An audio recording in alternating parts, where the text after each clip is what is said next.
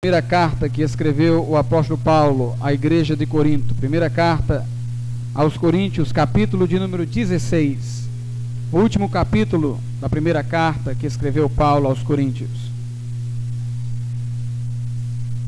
Capítulo 16, nós iremos ler do versículo 1 ao 4 e depois pularemos para o versículo 22, lendo até o versículo de número 24.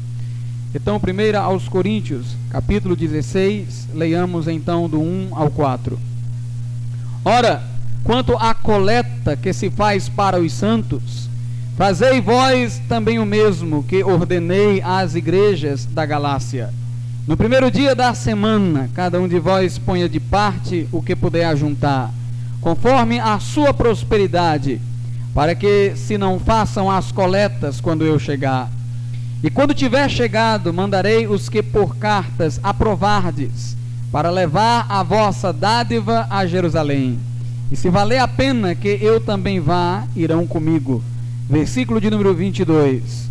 Se alguém não ama o Senhor Jesus, seja anátema. Maranata, a graça do Senhor Jesus Cristo seja convosco. O meu amor seja com todos vós em Cristo Jesus. Amém. Podeis sentar, irmãos. Normalmente, irmãos, não se prega sobre o último capítulo das epístolas. E isso acontece porque no último capítulo nós temos mais um conjunto de recomendações e despedidas. E parece a muitos que o último capítulo das epístolas, de um modo geral, pouco proveito traz sob o ponto de vista prático e doutrinário. Verdade é, nós admitimos que alguns trechos destes últimos capítulos das epístolas são coisas concernentes à época, são particularidades do momento. Quando Paulo manda saudação nominal a alguém, isso tem pouco a nos dizer, exceto que devemos nos lembrar uns dos outros. Mas a saudação paulina foi válida para um determinado tempo e tem um sentido particular.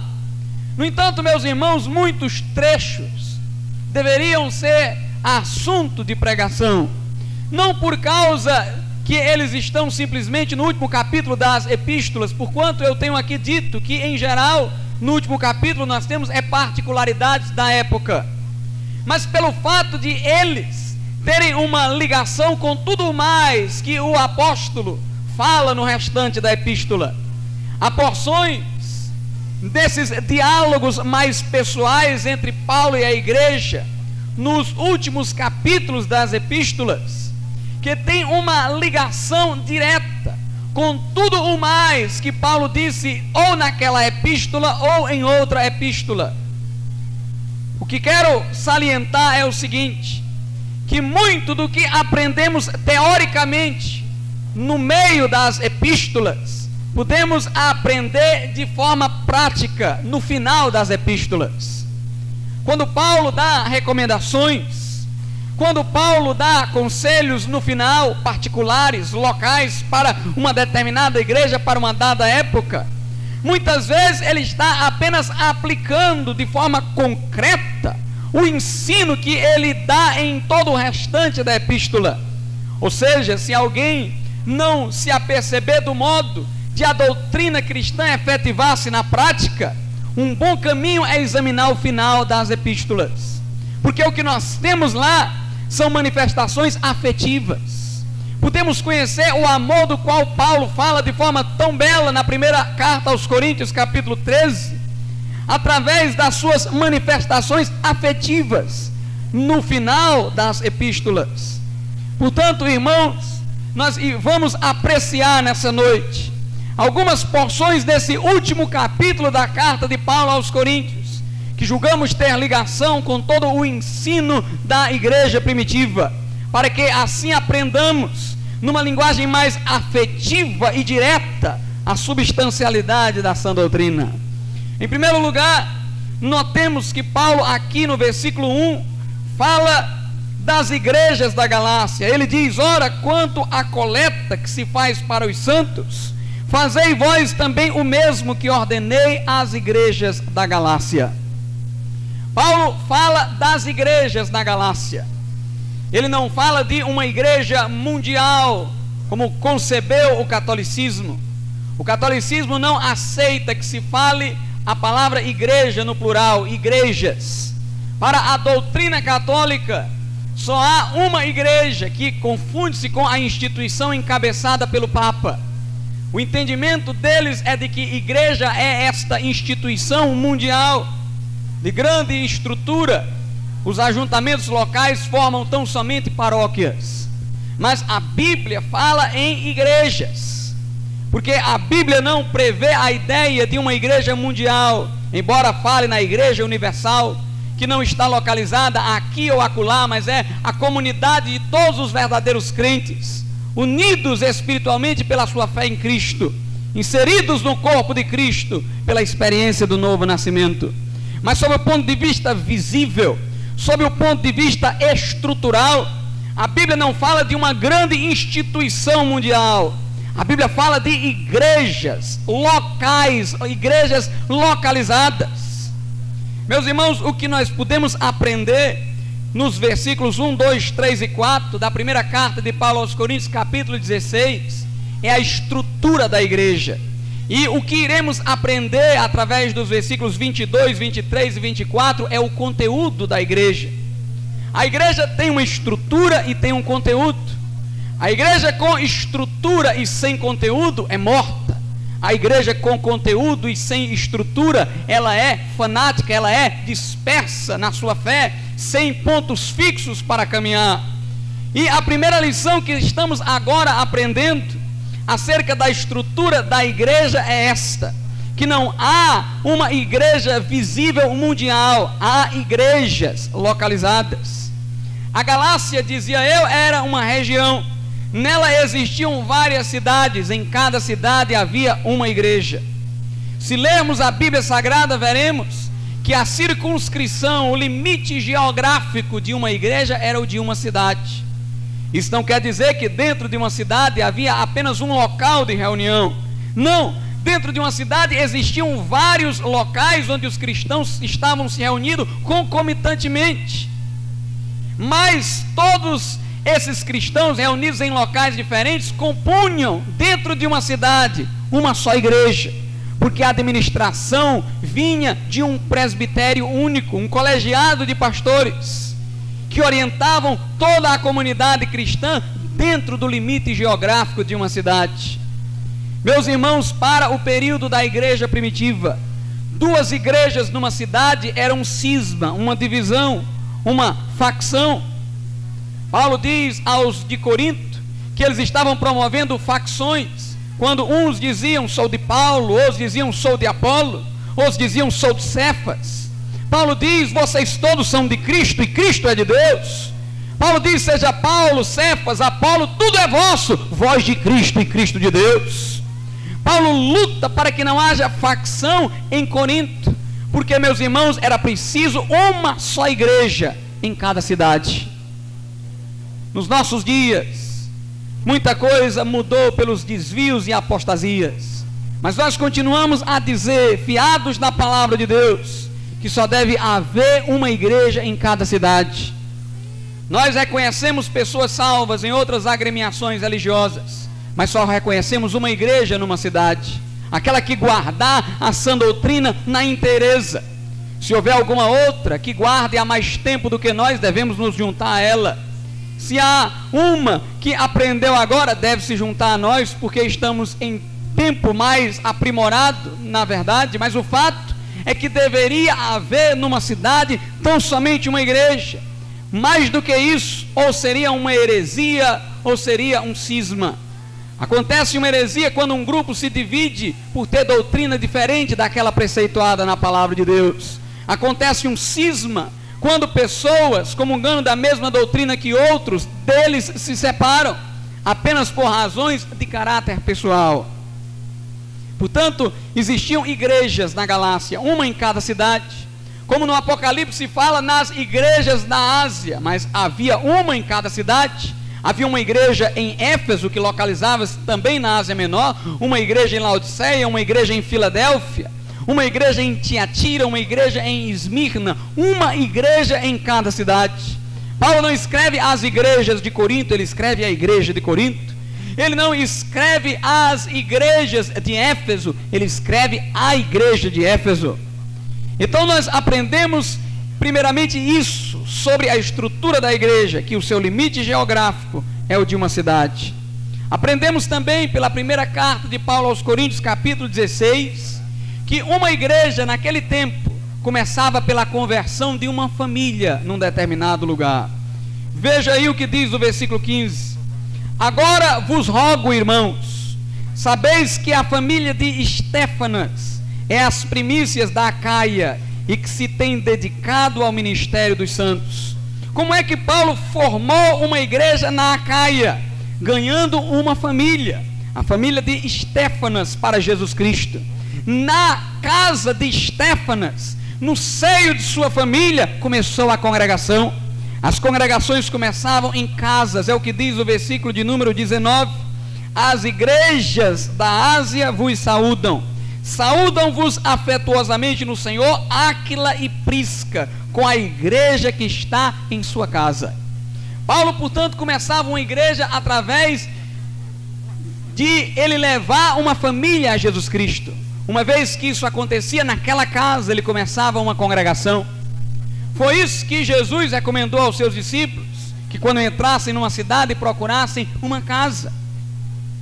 Meus amados irmãos, se o limite geográfico de uma igreja é o de uma cidade, convém também que saibamos disso que vou falar-vos agora, que a igreja numa cidade deve estar estruturada através de grupos familiares.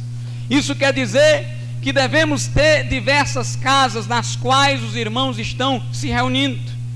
A igreja não é uma empresa, a igreja é uma família muito grande. Numa empresa nós temos departamentos, departamento disso, departamento daquilo.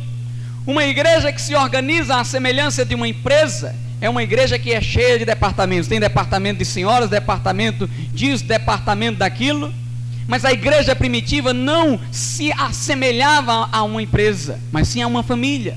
Eles não se dividiam dentro da igreja por departamentos para fins de organização, mas eles se dividiam para fins de organização e serviço a Cristo em reuniões caseiras, em casas. Na igreja de Áquila e Priscila, a igreja estava presente. Na casa de Estéfanas, na sua família, lá na Acaia, estava a igreja presente. Portanto, irmãos, devemos ter não apenas a igreja num limite geográfico, mas devemos tê-la reunindo-se em casas, em grupos familiares. O apóstolo Paulo começava uma igreja, eu repito, ganhando uma família para Jesus Cristo. Interessante observar que o culto que temos aqui na capela, este culto mais amplo, na realidade é um culto para o corpo de Cristo, mas não é uma reunião do corpo. O que quero dizer é que o corpo de Cristo está reunido e a palavra está vindo ao corpo para instruí-lo. Estamos pregando à igreja, mas a igreja não está agindo, a não ser no momento dos cânticos. Nos grupos familiares, entretanto, ali temos uma reunião do corpo, porque cada membro tem participação. Como disse Paulo, quando vos ajuntais, e ele falava dessas reuniões em casa, um tem salmo, o outro tem língua, o outro tem interpretação, o outro tem profecia. Faça-se tudo para edificação. O objetivo de nós nos reunirmos nos lares é termos uma reunião informal, na qual estamos presentes não para ouvir algo que foi preparado antecipadamente, mas estamos ali à mercê do Espírito. Estamos ali para que Deus inclusive nos use para abençoar o nosso irmão, para lhe dar uma palavra de conforto. A igreja do Senhor não é uma empresa, irmãos, a igreja do Senhor é uma família. Por isso nós temos que enfatizar a importância dos grupos familiares.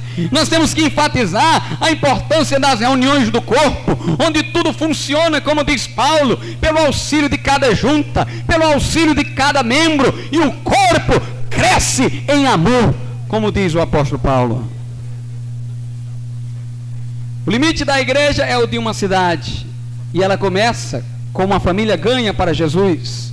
e se estrutura em reuniões familiares. Foi por causa disso que Deus disse a Abraão: na tua descendência, e falava Deus com respeito a Jesus que viria de Abraão, na tua descendência serão benditas todas as famílias da terra.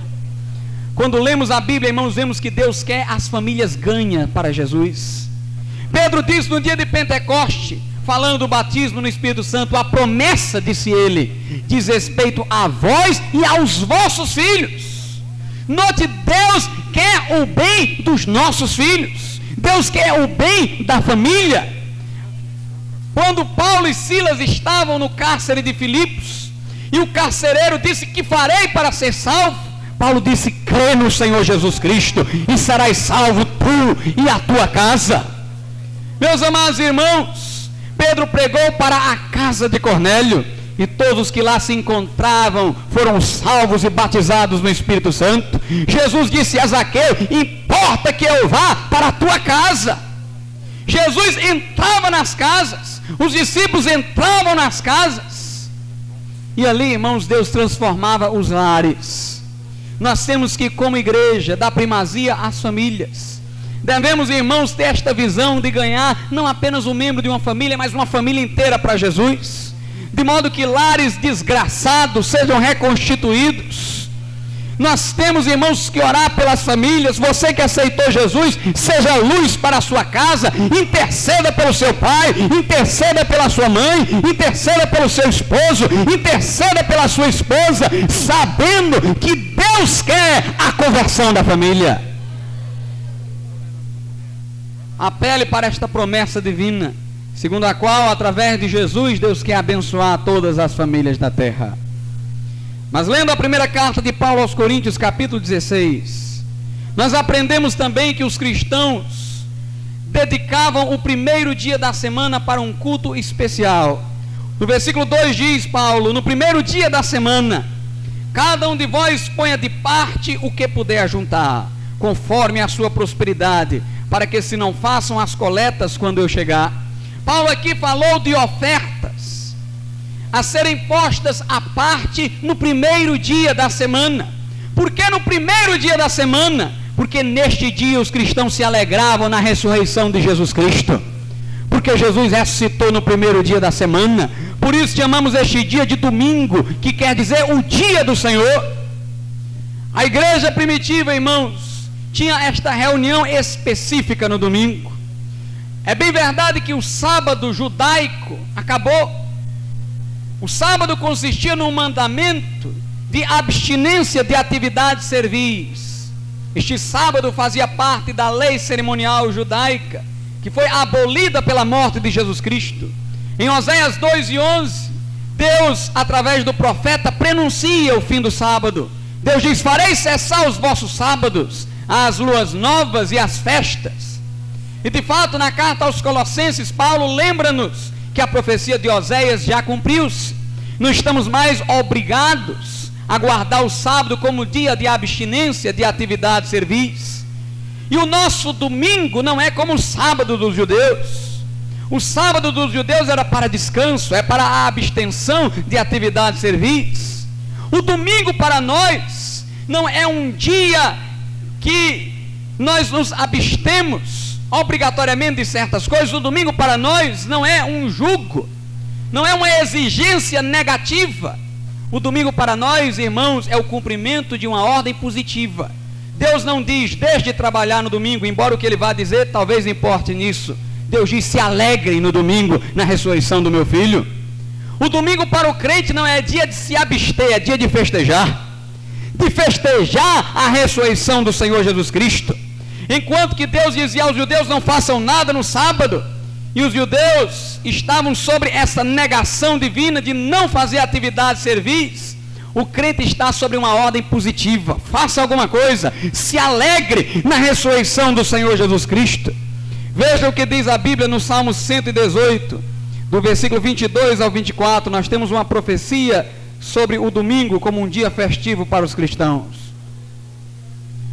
Salmo 118, do versículo 22 ao 24, diz assim a palavra de Deus: a pedra, isto é, Jesus, que os edificadores, isto é, os judeus, rejeitaram, ou seja, na cruz, tornou-se cabeça de esquina, e aqui fala da ressurreição.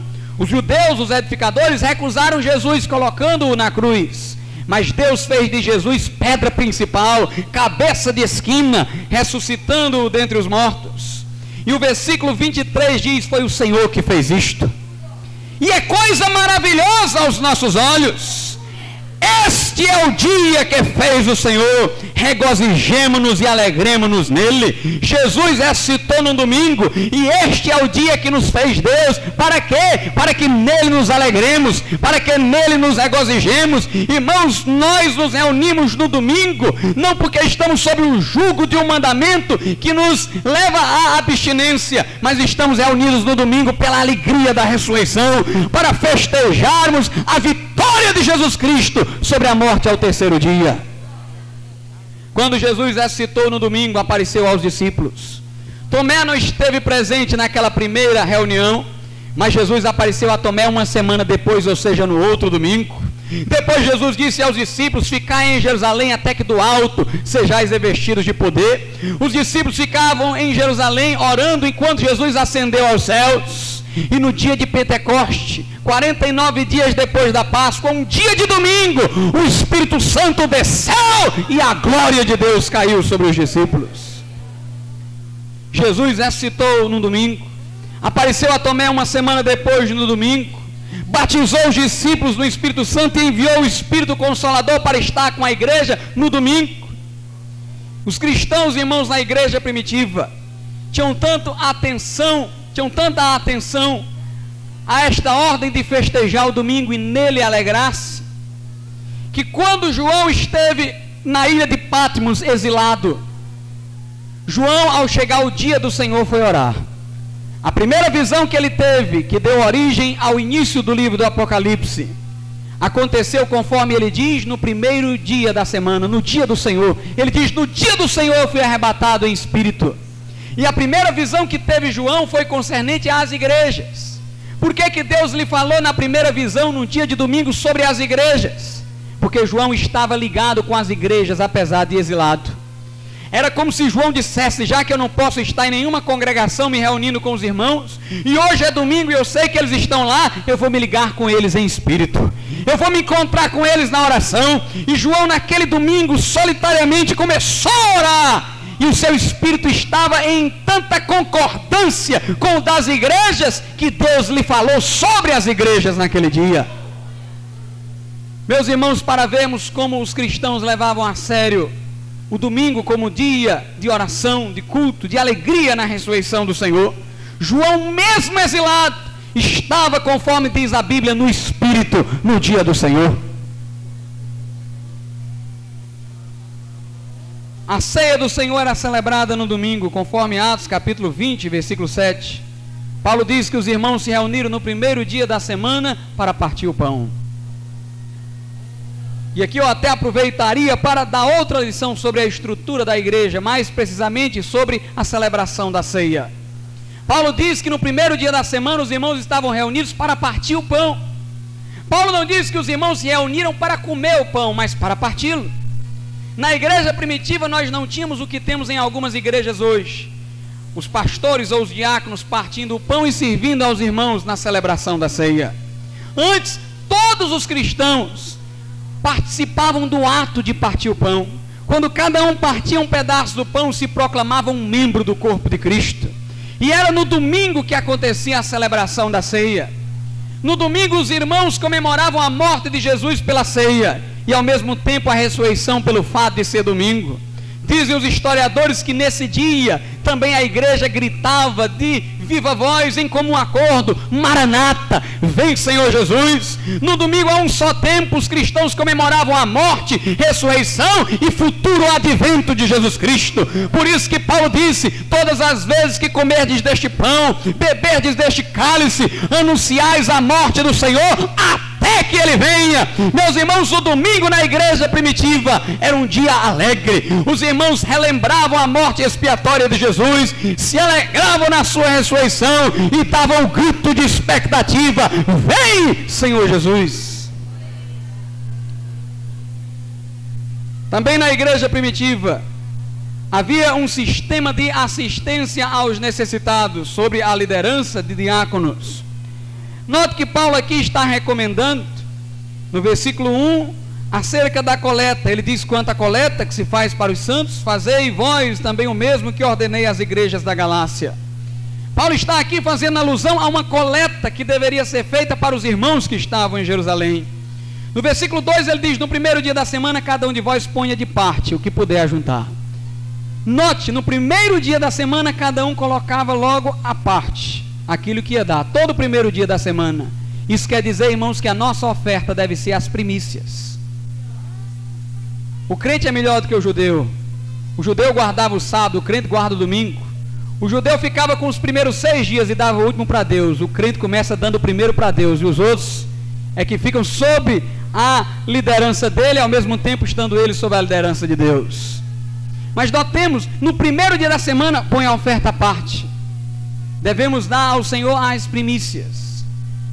Talvez esse assunto não seja tão bom de se falar hoje, não por causa da biblicidade dele, porque ele é bíblico, mas por causa do que estão fazendo com os ensinos bíblicos. Mas eu gostaria de dizer o seguinte: nós não devemos dar o dízimo do que nos sobra, mas devemos dar o dízimo daquilo que vem às nossas mãos imediatamente. Devemos dar ao Senhor as primícias, como diz o autor de Provérbios: honra o Senhor com as primícias da tua renda.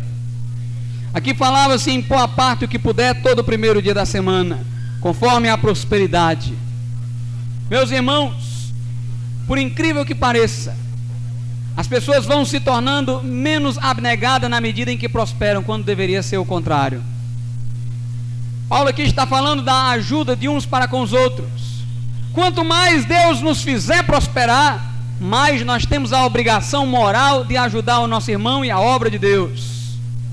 Há pessoas, irmãos, que ajudavam mais quando tinham menos do que quando passaram a ter mais. Porque quando a prosperidade vem, eles põem nas riquezas o seu coração. Por isso que a Bíblia diz: quando se multiplicar os teus bens, não ponha neles o teu coração. Algumas pessoas dizem, olhando para os mais necessitados: Deus não os abençoa. Mas você deveria perguntar a Deus: para que Deus está lhe abençoando? Se você se julga abençoado por estar prosperando, pergunte a Deus para que Ele está lhe abençoando, para que Ele está lhe fazendo prosperar. Porque eu digo que possivelmente é para que você possa ajudar aquele que está do seu lado, para que você possa ajudar aqueles que estão fazendo a obra de Deus. Na medida da prosperidade, dizia Paulo, cada um deve pôr a sua oferta à parte.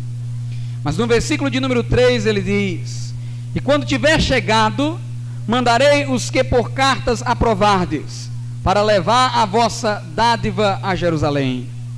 Notemos que Paulo diz: quando vocês tiverem arrecadado tudo, vocês mandem para os santos necessitados a oferta que vocês arrecadaram, mas elejam pessoas entre vocês para levarem essa oferta.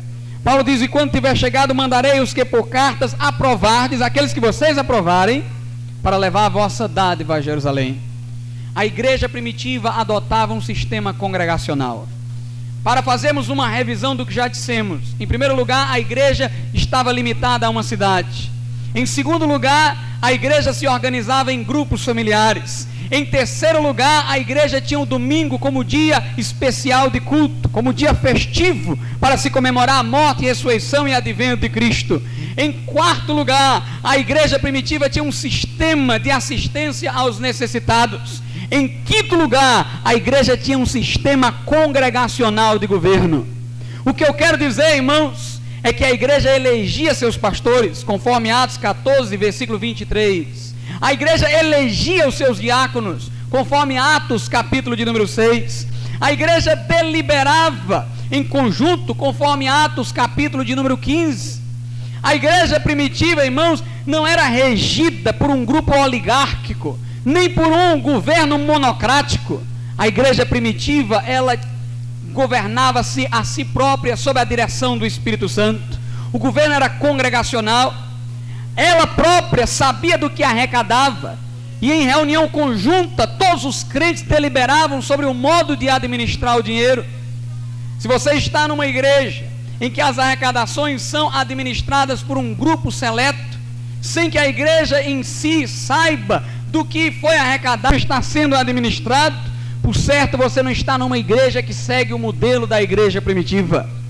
A igreja primitiva, irmãos, não apenas arrecadava, como diz Paulo, mas ela aprovava pessoas, elegia pessoas que iriam endereçar aqueles mantimentos, aquelas arrecadações.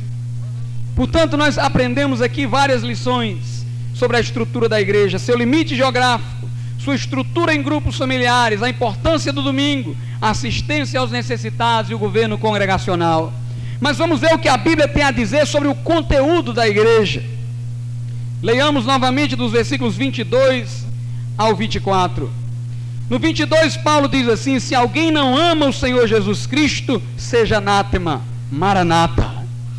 Aqui Paulo mostra, irmãos, que o conteúdo da igreja era um amor fervoroso por nosso Senhor Jesus Cristo.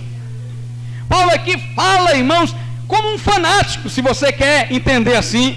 Paulo diz: se alguém não ama Jesus, seja amaldiçoado. O motor da igreja primitiva era o amor a Jesus. Os irmãos ajudavam porque amavam Jesus. Os irmãos se importavam com a obra porque amavam Jesus. Os irmãos estavam no domingo louvando a Deus festivamente porque amavam Jesus. A igreja primitiva era uma igreja que amava Jesus, que tinha amor incendiário por Jesus Cristo. Paulo diz: se alguém não ama o Senhor Jesus, seja anátema. E depois ele diz: maranata, vem Senhor Jesus. Maranata é um grito para que Jesus venha. É um grito que nasce no coração daquele que ama Jesus. Meus irmãos, na eternidade haverá amor para com Deus, mas o amor na eternidade é diferente do amor que temos agora nessa dimensão temporal.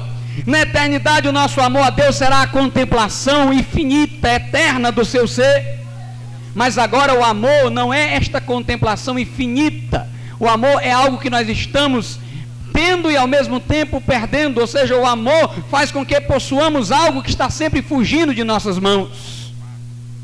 Aquele que ama deseja agora, exatamente porque aquilo que ele deseja ele está possuindo e ao mesmo tempo está saindo das suas mãos. O crente ele está correndo na direção de Jesus. Nessa corrida ele se encontra com Jesus e parece que Jesus vai mais para frente, ele continua a correr mais. Mas vai chegar o dia, irmãos, que Jesus vai parar e nós vamos parar também. E vamos contemplá-lo por toda a eternidade. Mas agora é hora de gritar: maranata, vem Senhor Jesus. Maranata, vem Senhor Jesus.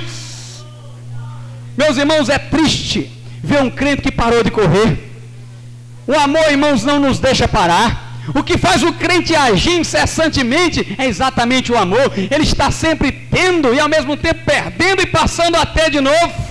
A vida cristã é uma busca incessante, é uma busca interminável. No porvir, nós vamos nos extasiar na visão beatífica, como diziam os primitivos cristãos. Mas agora, irmãos, nós estamos buscando, nós estamos anelando. O nosso grito é como o do salmista: assim como a corça suspira pela corrente das águas, assim suspira a minha alma por ti, ó Deus. A minha alma tem sede de Deus, sede do Deus vivo. Estamos agora a dizer: quão amáveis são os teus tabernáculos, Senhor dos exércitos. O pardal encontrou casa, andorianinho para si, e eu encontrei os teus altares, Senhor meu e Deus meu. Estamos agora dizendo como salmista: até a minha carne clama pelo Deus vivo. Irmãos, o sinal de amor a Deus é este anelo, é este fogo abrasador dentro de nós. É triste quando uma igreja tem a estrutura verdadeira, mas falta este amor. Paulo disse, ou melhor, Jesus disse através de João à igreja de Éfeso: tenho contra ti que perdeste o primeiro amor. Aquela igreja era uma igreja doutrinariamente sã. Jesus disse a ela o seguinte: tu não suporta os maus, não tolera os falsos apóstolos, mas eu tenho contra ti isso, que perdeste o teu primeiro amor. Igreja Batista Renovada Moriá, não basta que tenhamos a estrutura correta, não basta que tenhamos a estrutura bíblica de igreja, tem que ter este amor no coração, tem que ter este amor no coração. Quando que é o profeta, profetizou para o vale de ossos secos. Diz a Bíblia que os ossos espalhados se bateram uns nos outros, houve um grande rebuliço e formaram-se esqueletos. A estrutura de homem estava lá, mas faltava carne. Então Ezequiel profetizou e entrou carne. Agora tinha esqueleto e carne, mas não tinha vida. Então Ezequiel disse: vem dos quatro ventos da terra, ó Espírito, vem dos quatro cantos da terra sobre estes. E de repente aqueles homens ganharam vida e tornou-se um grande exército. Foi essa a visão de Ezequiel. Não basta que tenhamos os ossos no lugar, não basta que haja carne e nervos, não basta termos a estrutura correta de igreja. Nós temos que clamar: vem, ó Espírito, dos quatro cantos da terra e sopra sobre nós. Se alguém não ama Jesus, seja anátema. Se não houver amor para com Jesus, a estrutura bíblica de igreja não vale nada. É tudo esquelético, é tudo morto. Meus amados irmãos, tem que ter amor para com o Senhor Jesus Cristo. Tem que ter o grito na alma: Maranata, vem Senhor Jesus. Tem que ter o anelo. A igreja primitiva era uma igreja, irmãos, de amor incendiário por Jesus Cristo. Veja, por exemplo, o primeiro mandamento no qual se resume toda a lei, segundo o próprio Senhor Jesus Cristo: ama o Senhor teu Deus de todo o teu coração, de toda a tua alma, de todas as tuas forças, de todo o teu entendimento. Meus irmãos, é amor total. Ama de todo o teu coração, de toda a tua alma, com todas as tuas forças, até o corpo entra nisso, com todo o teu entendimento. É este o motor que move a igreja. Paulo diz: em Cristo Jesus o que vale não é a circuncisão nem a incircuncisão, mas é a fé que opera pelo amor. A nossa fé, irmãos, não é apenas conhecimento, a nossa fé é existencial. A nossa fé é uma experiência viva com Cristo. O crente em Jesus não é apenas alguém que conhece a Deus estaticamente, é alguém que está correndo na direção de Deus dinamicamente. A nossa fé não é uma fé inerte, é uma fé que opera pelo amor. É uma fé que nos lança na direção de Jesus pelo amor. Por isso que quando Jesus falava de fé, ele chamava a fé de um ir a Ele. Ele dizia: vinde a mim os cansados e oprimidos, e eu vos aliviarei. A nossa fé é aquela fé que nos empurra na direção de Jesus. Não é uma fé teórica, intelectual, onde nós ficamos sentados na cadeira aprendendo teologia. É uma fé que opera pelo amor. É uma fé que opera pelo incêndio do coração e da alma. É uma fé, irmãos, que faz ferver a nossa alma de sede por Deus. Paulo disse: não me julgo perfeito, mas uma coisa eu faço: eu esqueço do que para trás fica e eu prossigo adiante para o prêmio da vocação celestial. Note que Paulo disse: uma coisa eu faço, só uma coisa. Dizem que bitolado é aquele que fica só num ponto. Chamam de bitolado aquela pessoa que só vê uma direção. De certo modo o crente é bitolado, irmãos, de certo modo. O crente vê tudo, mas tudo para a glória de Deus. O crente come e bebe, mas quer comais, bebais ou façais qualquer outra coisa, façais tudo para a glória de Deus, diz o apóstolo Paulo. O crente só vê Jesus, mas alguém diz: mas o crente só vive na igreja? Não. O crente estuda, o crente trabalha. Agora o crente vê Jesus no estudo dele, vê Jesus no trabalho dele. Para onde o crente vai, ele vê Jesus. Ele estuda porque quer dar um bom testemunho. Ele estuda para que, sendo um bom aluno, ganhe o respeito dos demais e assim possa falar de Jesus com maior liberdade. Meus amados irmãos, tudo para nós é meio, só Deus é fim. Tudo para nós é o caminho, só Deus é o porto onde nós vamos aportar o nosso navio. Nós usamos as coisas, amamos tão somente a Deus e os homens em Deus. O crente Jesus é alguém de uma coisa só. Paulo disse: eu me esqueço de tudo, e uma coisa eu faço, eu prossigo adiante, eu vou na direção dele. Paulo disse: sou hebreu de hebreus, da tribo de Benjamim, circuncidado ao 8º dia, com respeito à lei eu fui irrepreensível. Paulo disse: sou fariseu, mas eu considerei tudo isso como nada para ganhar a Cristo, por amor de quem perdi todas todas essas coisas por causa da sublimidade, da grandeza do conhecimento de Jesus Cristo, meu Senhor. Paulo disse: quando eu vi Jesus, me esqueci de tudo. Quando eu vi a sublimidade do seu ser, eu perdi tudo, eu só quis saber dele. Jesus disse: o reino de Deus é semelhante a um homem que tinha o seu terreno. Tinha vários terrenos. Mas de repente ele foi no terreno do outro, que não era lá de tão grande valor, um terreninho, mas descobriu que naquele terreninho tinha um vaso com ouro, tinha um tesouro. E de repente ele vendeu os terrenos todos para comprar aquele terreninho, porque tinha um tesouro lá dentro. Quem via aquele homem dizia: louco, está perdendo todos esses terrenos por um terrenozinho desse. Mas só ele sabia que tinha um tesouro lá dentro. O povo olha para nós e diz: são os loucos. Deixaram as coisas desse mundo, deixaram a bebida, deixaram o cigarro, deixaram o samba, deixaram a dança mundana, a vestimenta indecente, a linguagem profana, deixaram as diversões pecaminosas, deixaram tudo só para ir para esse lugarzinho ficar cantando e gritando. Meus irmãos, eles não estão vendo, mas nós estamos vendo o tesouro de Deus no meio da igreja.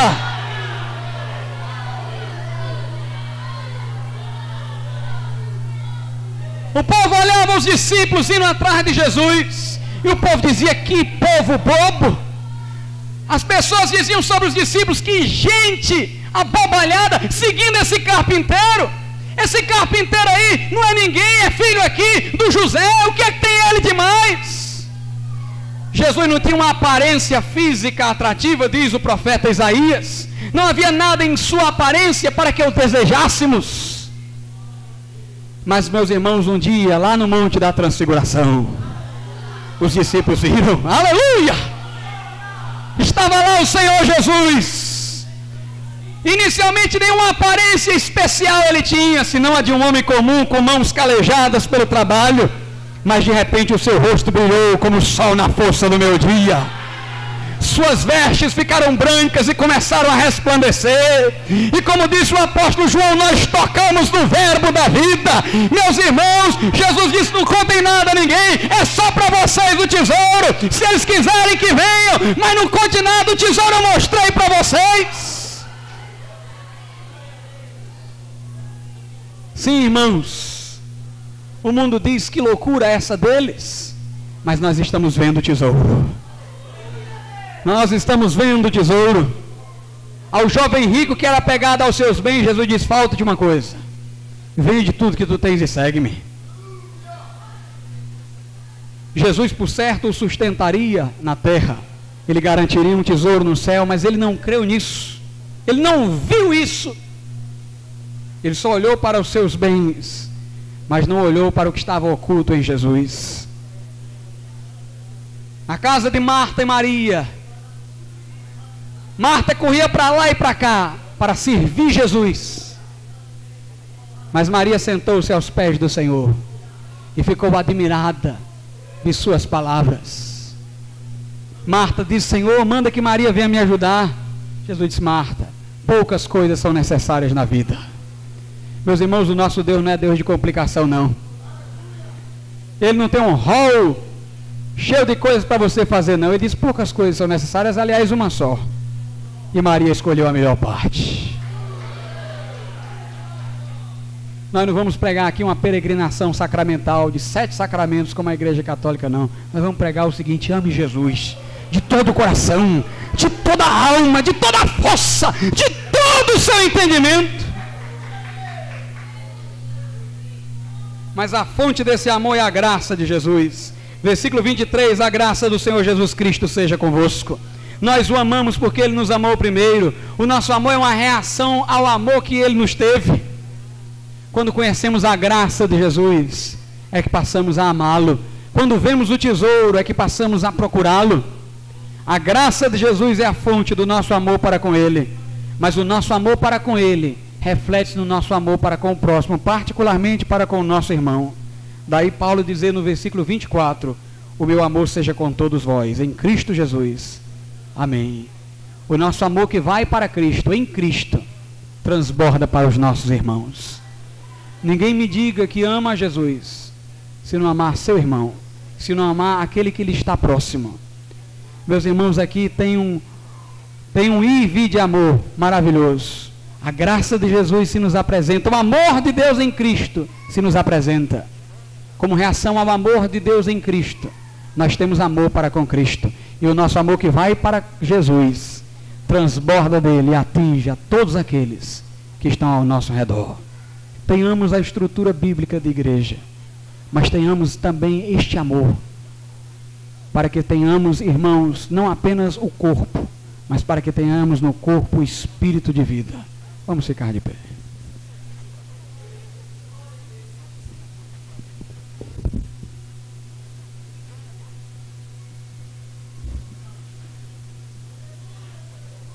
Irmão Cleiton, o grande amor do Senhor nunca cessa.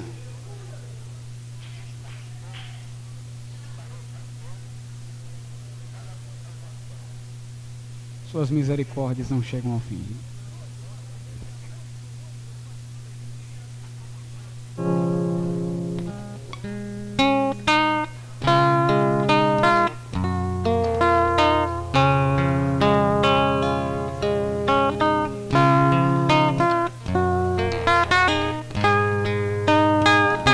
Tem que ter conteúdo, igreja. E o conteúdo é o amor. O grande amor do Senhor nunca cessa. Suas misericórdias já não chegam ao fim, se renovam todo dia. Cada manhã, fiel e grande és tu, Senhor. Fiel e grande és tu, Senhor. Fiel e grande és tu. O grande amor, o grande amor do Senhor. Caia, Deus, o teu amor sobre este lugar, a tua graça. Oh, meu Deus, traz vidas a Jesus Cristo nessa noite. Traz pessoas para Cristo, meu Senhor. Em nome de Jesus eu te imploro. Eu te imploro, alcança corações, meu Deus.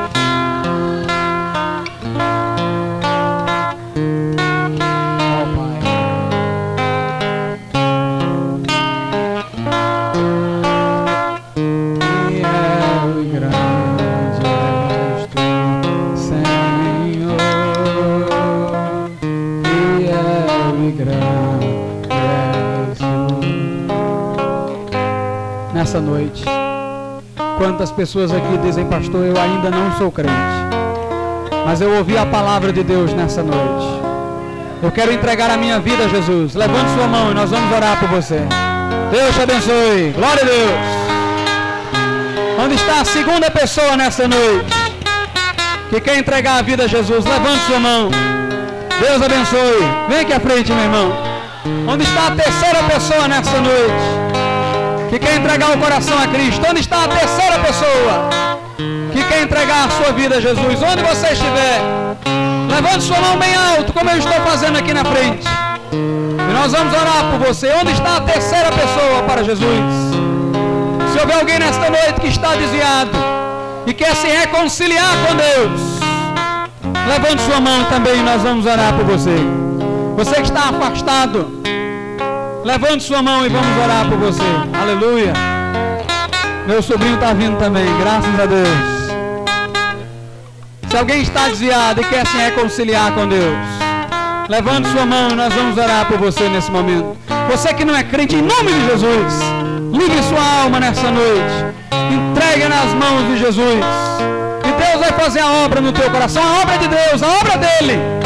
Entrega teu caminho ao Senhor, confia nele, e o mais ele fará. Dê um sinal com a sua mão e nós iremos orar pela tua vida agora. Deus quer te fazer ver o tesouro que em Cristo ele tem preparado para os seus. Aleluia. Louvado seja Deus para sempre. Vamos orar pelos nossos irmãos que estão aqui à frente. Senhor, meu Deus e meu Pai, eu te louvo, Senhor, por estes irmãos que estão aqui à frente, que neste ato, ó Pai, público, confessam que dependem de Jesus Cristo, teu Filho, para a salvação e para a vida eterna. Neste momento, mediante Cristo, Senhor, eu te imploro, apaga-lhes os pecados, outorga-lhes novidade de vida, escreve os seus nomes, ó Pai, no livro do céu, para de lá nunca ser apagado. Meu Deus, nesse momento, dá-lhes a tua paz e a certeza de vida eterna. Nós te oramos e te agradecemos por tudo, em nome de Jesus. Amém e amém. Glória a Deus. Deus os abençoe. Deus os abençoe. Ricamente. Podeis sentar.